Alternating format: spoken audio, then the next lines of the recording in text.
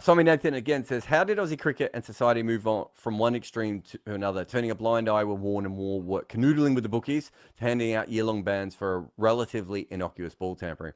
So the most important thing to note is that the Warne and Moore thing happens before the Hansi Cronje, Mohammad Azharuddin, and everything else. Yeah. And so at that stage, I would say there had been fixing going on for quite a while.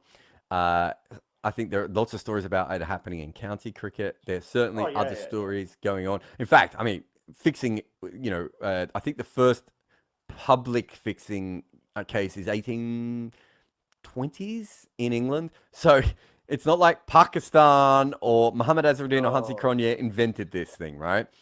It definitely was going on in between 1830 and the year Oh yeah. 2000, right? Across all sport. Yeah. Yeah, yeah, no, of course, definitely. Yeah. What it wasn't though is it wasn't as frowned upon, and it wasn't also people weren't looking for it or anything else. When the Warne and Moore thing happened, essentially what happened was that Cricket Australia did it on the sly, right? They didn't tell anyone. That's why it happened in the way that it did. There was no, what was Cricket Australia going to do this time? It was an overreaction. If you remember, the Australian Prime Minister was involved. Yeah. It was a complete PR bullshit. James Sutherland should be ashamed of his role in it because there's absolutely no doubt that he knew that it was happening well before the Australian team was caught over it. So it was an overreaction.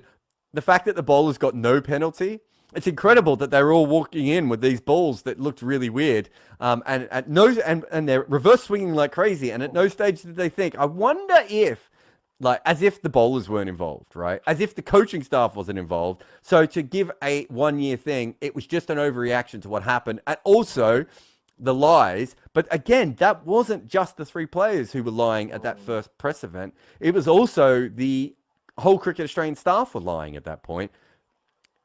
It was an overreaction. It was a mistake, but it was a particular clusterfuck event. The original one was it was completely different in the way that it was handled. But if you look at the second one, Shane Warne was given the same penalty for failing the drugs code Yeah, he did. as Yeah. as the Australian players were for essentially lying to the press. Because remember, they weren't actually suspended for Yeah. the tampering, were they? It was for the lying and the deceit and everything else, which is even, as I said, the whole thing's complete bullshit because so many people in Australian cricket knew that the ball tampering had been going on and were involved actively in it themselves. And for three players to get suspended is just, it was an overreaction to what was a very, very public incident. Remember, no one saw Shane Warne and Mark Waugh with the bookie. No one had, Yeah. footage of them, having a smoke out the back or anything like that. So it was very different.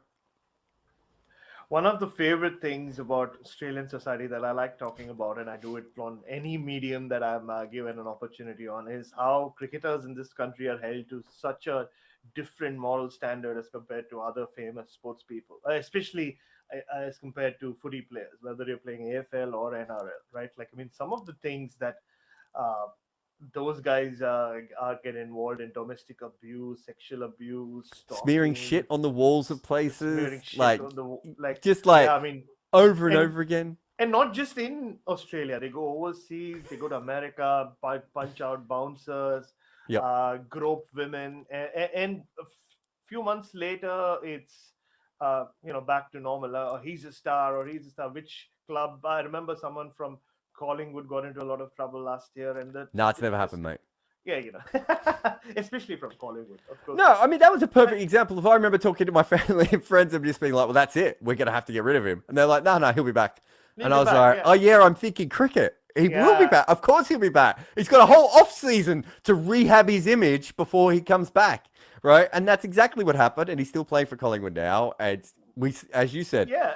the rugby players, rugby league, Oh, we should say, rugby it's union rugby players league. don't seem to smear as much shit or grope as Or many women, from nobody what I seems can to tell. write about them, just like nobody much seems to write about rugby union much in this country. But the rugby league players, the kind of things they do, and if you think about, I mean, again, like I said, terrible things to other people, where other people's lives are impacted for forever.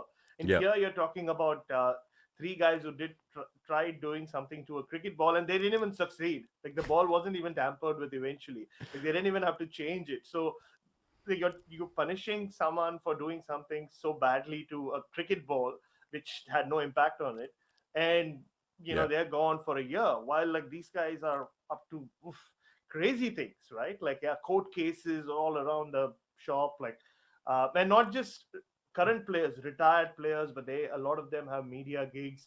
But when it comes to cricket, Australia is like, no, you can't do anything wrong, you have to follow this moral code, which it kind of explains why that overreaction Yeah. happened in 2018.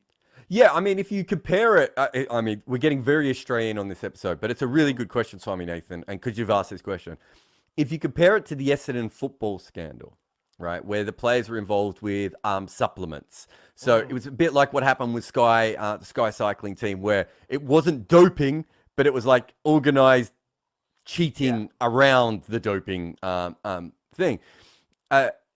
A couple of there was a big reaction, but I think the coach actually stayed on for a little while, and I know some of that was contractual and everything else. It's a big difference from Darren Lehman, in tears and everything, and the way that went. All I would say is that pretty much everyone involved has been rehabilitated ever. And if you look at some of the biggest scandals in cricket, like the rebel tours of the English players and everything else, outside of the West Indian rebel players, cricketers have still usually come back, right? There are some players who are too unruly for the system in cricket. So Vinod Kambli might actually, to go back, might be one of those sorts of people. John Snow's a really good example in English cricket.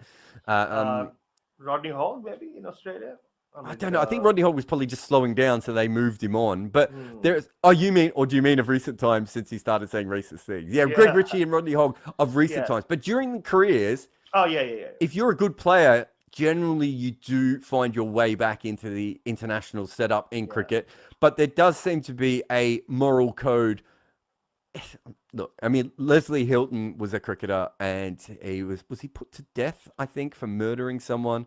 What was the West Indian from Barbados with the big front foot who used to bowl the beamers? Roy Gilchrist. Yeah, Roy Gilchrist. Savagely beat his wife. There's plenty of, obviously Terry Jenner, Shane Warne's mentor, was in jail. Was it for fraud? I think. It's not like cricketers are better than other people.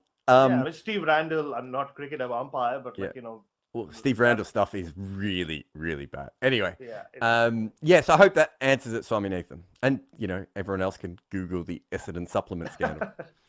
Or the Collingwood player. No,